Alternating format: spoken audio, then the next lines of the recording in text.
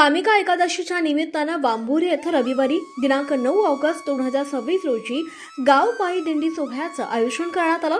विठ्ठल मंदिर बचाव समितीच्या वतीनं आयोजित या सोहळ्यात ग्रामस्थ आणि विठ्ठल भक्त मोठ्या संख्येने सहभागी झाले. बांबुरे येथील श्री विठ्ठल मंदिराच्या मालकी आणि व्यवस्थापनाचा प्रश्न अनेक वर्षांपासून नारायण प्रक्रियेत आहे. या पार्श्वभूमीवर दिंडी सोहळ्याला मिळालेला उत्स्फूर्तपणे प्रतिसाद लक्षवेधी ठरलाय. दिंडी सोहळ्यानंतर हबप किशोर महाराज गडाख यांचं प्रवचन झालं. तसंच हबप दादा महाराज तांबे, हबप नवनाथ महाराज पटारे यांची उपस्थिती होती.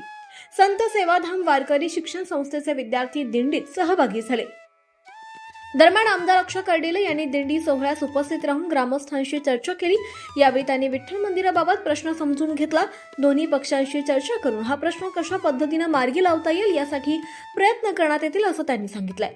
तसंच पुढील काळात मंदिराच्या विकासासाठी निधी उपलब्ध करून देण्यासाठी प्रयत्न करू अशी माहिती आमदार कर्डिले यांनी दिली. लोकप्रतिनिधींनी मंदिराचा प्रश्न समजून घेतल्यानं ग्रामस्थ आणि विठ्ठल भक्तांकडून समाधान व्यक्त करण्यात आलंय. आवाज जनतेसाठी सचिन गडाख, बांबुरी.